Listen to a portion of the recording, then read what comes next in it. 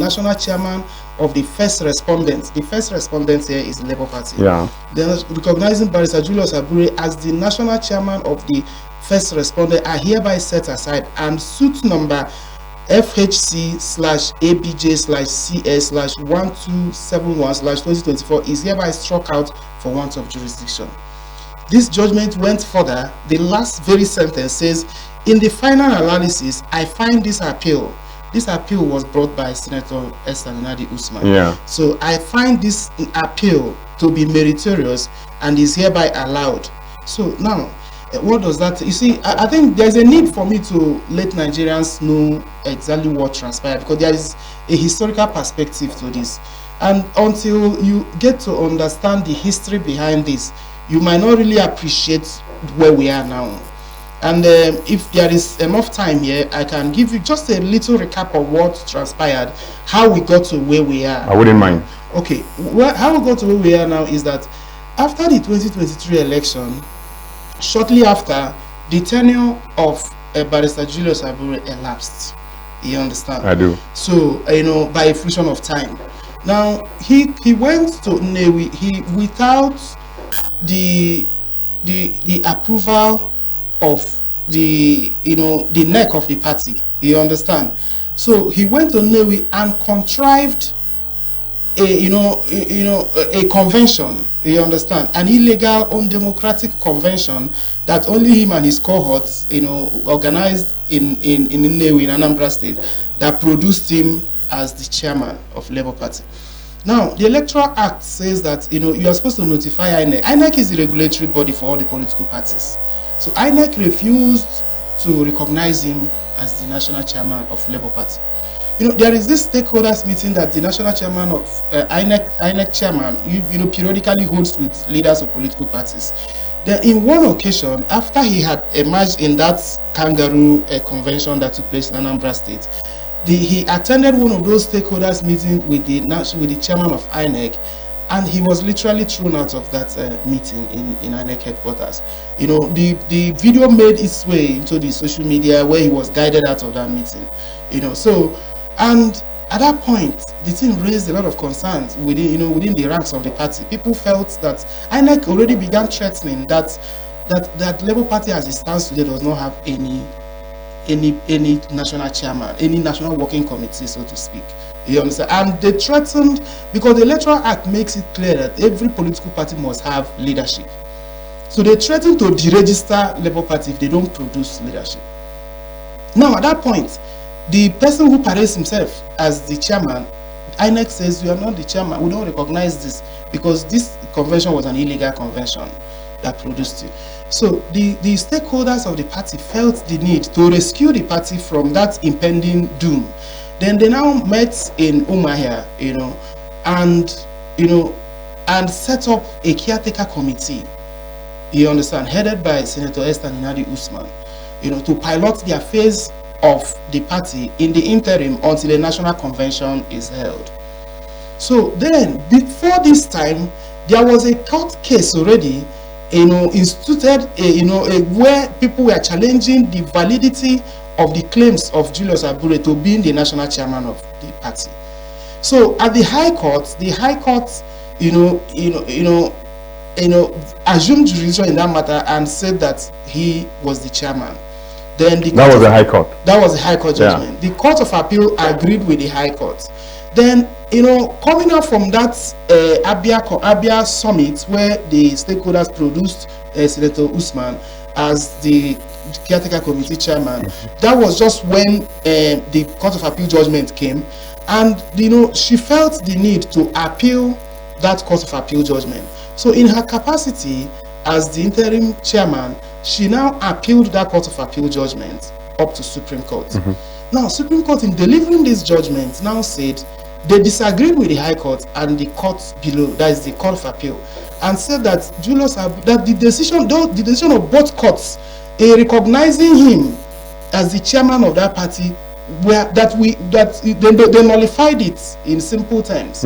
You understand? So this thing is very clear that he is no longer the chairman of Labour Party. So anybody who is parading himself as the chairman of, and okay, and the Supreme Court, in giving that judgment, allowed the appeal brought by Senator Usman. So in other words, that judgment recognized her, because if they didn't want her, if they said no, we deny your appeal, we refuse your appeal, they would have considered her a meddlesome interloper. For a meddlesome interloper is a busybody who doesn't have local standing to appeal this judgment. But they recognized that she had a local standing as the caretaker committee chairman of the party and allowed that appeal and said that this appeal has merit. So I understand that there are outside forces, you know, but I'm a lawyer, so I know the implications. Yeah, because I wanted to ask you, if you are a lawyer, yes. Is it possible for Supreme Court to deliver a judgment like the way it did in the case of Labour Party versus Abure, for Abure to continue to hold to himself that he is still the national chairman after a clear judgment has been made on that? Is it possible for someone to contravene? He can say, you know, I weep for the country because today it is Labour Party and that some persons are keeping quiet, and I'm happy that you people, you know, you called us here to come and, you know, air opinion on this matter, because and you know, and it's a very good one. I'm thankful to ASO TV. Yeah. You know, you see, we shouldn't keep quiet. Now you are shocked that Supreme Court gave judgment. That's why you're asking if it is possible. Yeah. You are shocked that Supreme Court of Nigeria gave judgment and someone is sitting tight there. The reason it is possible is because the moment after that judgment was given, then a detachment of police officers was sent to him. More than 3 truckloads of police was sent just minutes after the judgment, was sent to the National Secretariat to guard and protect Julius Abure. So, and you and I know who is in charge of Nigeria Police. So, you know, so I don't want to call out any names here, but you know, there is a hand of Esau in this. Yes, you understand that is playing out. Yeah. So Julius Abure on his own does not have the capacity to keep staying in that office. There are people, there are outside forces who have emboldened him to keep, you know, maintaining, you know, having. Are you of the opinion that right from the onset, when the Labour Party was formed as a political party and he emerged as the chairman until he is now suspended or no longer the chairman of the party, what actually will you say whether or not he coming into the party was meant to do what he's doing today?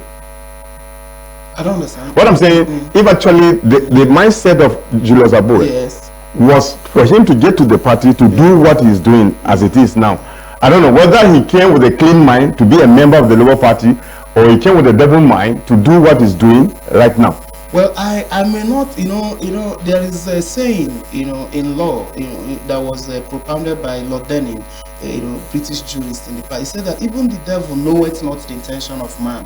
You see, I don't know what he has in his mind, but there is something they call the actus reus. The actus reus is the actions that you have taken. There's mens rea, which is your intention. There is actus reus, which is the action you've taken. So the action he has taken is ultra-virus the powers he has as chairman of Labour Party. And again, the actions he's taking now, I don't know whether he came ab initio to, you know, with an intention that is inordinate. To destroy the party. I may not say that because, you know, I don't want to wish away his contributions in the 2023 election that produced Mr. Peter Obi as the presidential candidate. You know, he toiled, he walked all over Nigeria with him. So that alone, I think in the middle of the whole thing, you know, one thing that is regular in life is change. You know, one thing that they say is constant, you know, is change. So he might have changed along the line, and what made him change, I don't know. But I am pretty sure, you know, that during the 2023 election, he was committed to the cause. You understand? But maybe he felt that the party, the presidential candidate he felt could win, didn't win, and you know, it's not everyone that has the resilience to remain in the opposition. Exactly. You understand? So maybe he doesn't have that tenacity, that resilience, you know, to keep fighting from outside, you know. So he felt he could dine with the devil just to, you know, be on the dining table. Wow. But do you foresee Julius Abure, like you allegedly said, maybe there are forces behind what he is doing. There are certainly. Right. Okay, that's just on the principle of allegation. Now I want to find out whether or not, if he's being supported by some forces unknown to us, do you think the suspension of the governor of Abia State, that's Alex Otti, and many others who are considered to be hierarchical in order in the Labour Party, can be seen to be effective? No, it can't be seen to be effective, because at the time he suspended His Excellency Alex Otti, he had already, by virtue of that pronouncement of the Supreme Court, by virtue of that judgment, he had already ceased to be the national chairman. So that he overreached himself by that suspension holds no water. It's a complete nullity. But you know, in talking about that suspension of Alex Otti, you should begin to worry. You should begin to see what we are talking about here. That the only governor that party has, the pride of that party today, apart from the governor, is the governor. Yeah. The bragging rights of that party today is the governor, and he suspended him. Who suspends the only governor that you have in your party? If you don't have any plans that are untoward, how could you just rise from nowhere and suspend the only governor that your party has been able to produce? It's unfortunate. You see, so when you put all these things together, you know, you could understand, you begin to appreciate what I'm saying. Indeed, it's not just a conspiracy theory. Yeah, but let me find out from you. Look at it. Between the Labour Party and the INEC, and then between the Labour Party and Julius Abure, who does INEC recognize very well? Like, for instance, if I decide to go to INEC office to find out basically whose name is in the paper in INEC to show that the chairman is actually this or that, can that be obtained if I should do that, right? There is no name that is there now. You see, when we got the judgment, we transmitted, I'm sure you are in the media, so you would have seen clips of video where the members of the party led by the presidential candidate, Mr. Peter Obi, they all went to INEC headquarters to submit a CTC of that judgment, you know, to INEC chairman. So since after the submission of that CTC, INEC said they are studying that. So even last week, when Abure and his camp, you know, went and forged a release and claimed that INEC had recognized him, he said forged. Yeah, allegedly, okay, yeah. You know, so then INEC now released a statement saying that they have not recognized anybody as the chairman of Labour Party, that they are painstakingly going through the judgment. And but was a copy of that judgment served? I mean, taken to the INEC chairman for him to know basically that. That's what I'm saying. That the CTC of the copy of the judgment, the CTC of the judgment was delivered to INEC. So INEC said they are studying it. Okay. Is there any timeline, you know, expected for the INEC to study into it and then come out with its own finding? I'm sure they will act very soon. INEC is a responsible institution, and I am pretty sure that they have a lot of legal minds that work for them, a couple of legal minds, SAN, Senior Advocates of Nigeria. So I am pretty sure that they will not join this madness. You understand? INEC, it cannot be seen to be part of this madness, because the truth is that INEC is a friend of the court. You understand? They have a lot of cases lined up in the court, you know, a lot of electoral matters.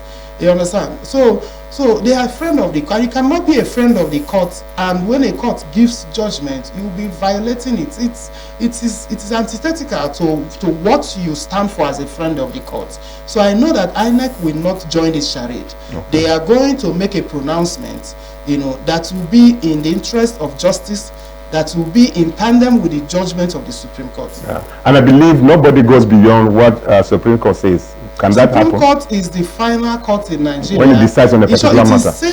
It is said that when the Supreme Court of Nigeria gives judgment, that you can only appeal to heaven, because that is the final court in Nigeria. And you are likely not to come back by appeal. When you appeal to heaven, you might not come back again. Because you are likely. Yes, that's the way it is. So obviously, it is a dead matter even it is concluded. Yeah. That is the finality. So you understand. So you can only appeal to court of public opinion. So people can always make their opinions around what the judgment is, but it remains the law. Yeah. So are you investigating Julius Abure at all? Is the National Caretaker Committee, is he investigating Julius Abure, his activities or anti-party activities? Because and if you find him guilty, will you allow him to remain the party, or you finally... He has been suspended for 6 months. And I'm surprised you guys don't have this story. He has been suspended. He's on suspension now. You understand? Well, does he know that he has been suspended? This suspension. Yes, now. If I am aware, then he should be aware. The suspension was transmitted to him, of course. So who carries basic functions of the party as it is? Is it the Menadis faction, or there is no? I wouldn't want to say faction. You see, you are reinforcing this, and the media is complicit in this madness. I wouldn't want to say faction. I'm sorry. You understand? You understand? Because the moment you keep, recognizing him as a factional chairman, then you are reinforcing, because that is what he loves to be called, a factional chairman. I've never seen someone who loves to be called a factional chairman. You understand? Yeah. So he's just a bull in a china shop. He just wants to model just to muddy up the water. So he is not a factional chairman. He is the former chairman of the party who has been suspended. So after 6 months, are you investigating him?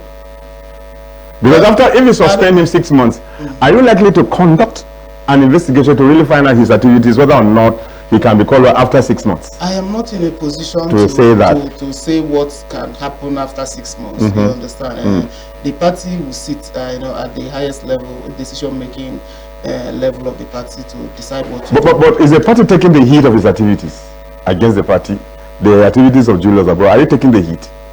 Do you feel that he's actually destroying the party? That's what I mean. He's not destroying the party, but of course there are we can't close our eyes with the fact that there are distractions here and there. Until that distraction is rooted out, anybody can cause distraction. It's a distraction, but it's not destroying the party in any way. Because like I told you, INEC will pretty very soon make a pronouncement on this, and the whole thing will be put paid to. Why I ask you this? You guys, we'll just have about 2 years to come, then election will come up.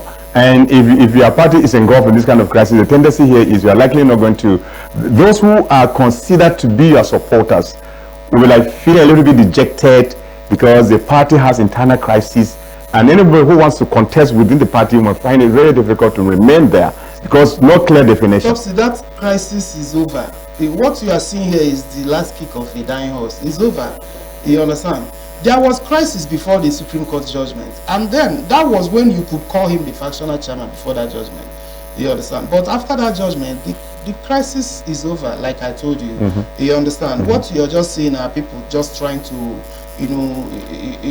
just to latch onto some, grab some dust, So this has been put to rest by that judgment of the Supreme Court. Now, before the 2 years, before the election, as you are talking about, these whole things will be sorted pretty very soon, like I told you. But like I told you, it is not peculiar. Labour Party's case is a tea party to what is happening in the PDP. You know that Anambra election is coming up in November. But in PDP, no candidate wanted to pick up the PDP form in Anambra State. PDP literally could not produce a governorship candidate in Anambra. Somebody just had to dash out that ticket to somebody just to have righteousness. Just to have presence in the election. You understand?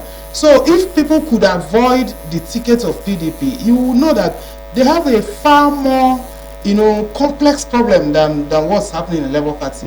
You understand? So this whole thing. But do you have a candidate there, the party, Labour Party? Yes, okay. Of course we do. So that's what I'm telling you. So you can understand that the thing is not peculiar to Labour Party, and I'm telling you that it will be sorted. It will be sorted. But you see, what I can. If somebody builds a house, or a father builds a house, and at the end of the day, the son comes in and tells the father that indeed you don't owe the house. He's living inside the house. At any time the father comes there, he chases the father away. In a situation where Abure sits inside the national headquarters of the Labour Party, and who you consider yourself the valid set of committee, you are outside. Do you think you will carry weight? You see, I urge you people in the media to keep reporting the fact that somebody who is not the national chairman of Labour Party, whose tenure Supreme Court has said is invalid, that person is sitting tight. Why? So the media should keep interrogating why why he is being guarded and giving security cover by the Nigerian police. You understand? So media should probe into the reason why police is giving him, or police are giving him cover. So we should be able to probe into that, because until that is sorted, you cannot, we are law-abiding people. We could have invaded that national headquarters, that secretariat, to throw him out, but it could lead to fatalities, and that is antithetical to what we believe in. You understand? If you watch that election from the very first start in 2022, when we produced P2B as the presidential candidate, till now, Labour Party has refrained from any activity that is violence, that could lead to death of any Nigerian just because we are seeking power. We contested election in 2023. Our presidential candidate put up a very strong showing in that election that we felt we won. But when the Supreme Court of Nigeria, sat on that matter and they said that we did not win, we went home. No single individual in Nigeria went out on the streets on a violent protest on that. Okay. Even when we knew the outcome of that election, okay, a lot of Nigerians knew what transpired. Okay, like the National Caretaker Committee headed by Senator Nenadi Esther Osman, as we speak. What are the things put on ground to be done by the party to show that indeed the National Caretaker Committee is judged? Like, for instance, I will ask you this question. You say the Labour Party has a candidate for this Anambra election that's coming up. Under whose leadership you produce that candidate? Is it when Nenadi has been there like the way she is, or when Julius was there when he was as the national chairman? They began all that whole process before that judgment came. Okay. You understand? Okay. So they began that process before, because it is after the judge. Everything I'm talking about here, it was after that judgment. Starts from the judgment. So I'm not in a position to canvass opinion or a position on what transpired before judgment. Okay. So the production of the candidates and all that. Yeah, because I asked you this question: if it was done under Abure, don't you think that's likely this man who is your candidate is likely to dance according to the tunes being played by Abure at the end of the day? Well, I don't. That's just I'm only trying to be. I don't want to preempt what somebody. I'm only curious about it. Like I told you, that even the devil knows it's not the intention of man. You understand? Yeah. Right? So I'm not in a position to delve into that arena. Okay. You understand? So, like but from the outside appearance of the candidate, he's a fine candidate for the party. Well, I'm not dealing with that situation. Okay, because I'm trying to find out, the position of the caretaker committee headed by Nenadi Osman, whether or not she's in tune, or the caretaker committee is in tune with whoever has been produced as the candidate for Labour Party to contest for the governorship election. Well, and again, what do you have on ground? The person who is contesting that election is a member of the Labour Party. So we cannot throw away our own products, whether it was produced by Julius Abure or Nenadi Osman. The Labour Party is on the ballot there. You understand? Yeah. And that is the most important thing. Yeah. Are you concerned that most of the people elected on the platform of the Labour Party, like any other political party at all, are no longer remain in the party? There's this jail of defection we are seeing today in Nigeria, where they are leaving their parties to join the ruling party, and some other persons have actually done that who are products of the Labour Party. Are you concerned about that? Well, people are crisscrossing the whole political parties. It's not peculiar to Labour Party. People are leaving PDP as well. Yes. In short, as a matter of, people are leaving APC too. So if people leave, for various reasons. Are you serious? You understand? People leave for various reasons. People leaving APC, are you serious? Yes, there are people. In my own state, people left APC to join the PDP because the governor is PDP. You understand what I'm saying? So people are moving from here to there. But as a matter of fact, we are rebuilding the party.